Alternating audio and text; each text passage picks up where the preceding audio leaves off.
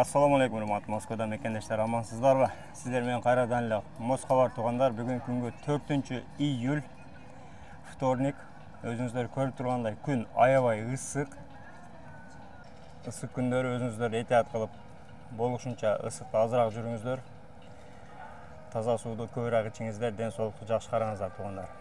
Москвадагы бүгүнкү жаңылыктардан, бүгүнкү кабарлардан Москванын юго-восток, юго-запад жактарында дагы деле баягы тынчыбаган дрондор учуп атыптыр.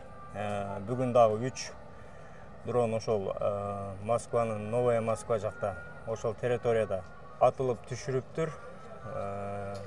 Кудайга шүгүр, эч кандай жабыркаган адамдар, жабыркаган имараттар болгон эмес. Толугу менен ошол талаага түшкөн, жардырып ошол жерде атып түшүргөн.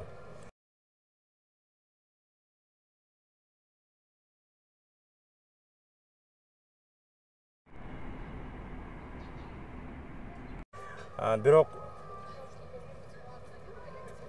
баягы ошол жакта жайгашкан Внуково аэропортунда көптөгөн рейстер, самолеттор атмен болгон. Ошондуктан сиздерге айта кетчү нерсе туугандар, Москвадагы туугандар, эгерде Кыргызстанга билет алып учуп атсаңыздар, колдон келсе ошол Внуково аэропортунан билет албаңыздар.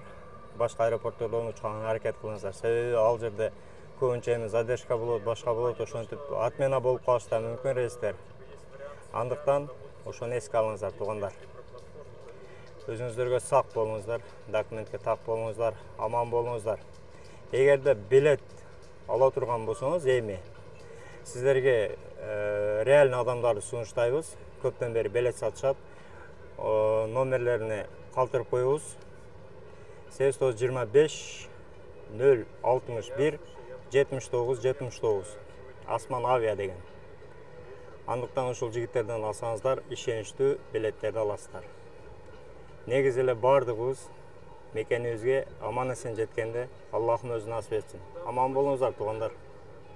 Урматтуу Москва шаарындагы мекендештер, эгерде сиз чек арага кирди чыктыга муктаж болсоңуз, же документиңиздин мөөнөтү бүтүп жатса, анда биздин кызматтан пайдалансаңыздар болот. Ар күнү өтө ыңгайлуу, заман талабына жооп берген заманбап автоунаалар Москвадан Казакстандын чек арасына каттоодо. Ортомчусуз кара тизмеден текшерип, бир гана ыңгайлуу автоунаа менен сиздин документ маселесине жардам беришет. Байланыш номерлерибиз 8 926 213 00 +7 965 402 93 Мухиддин.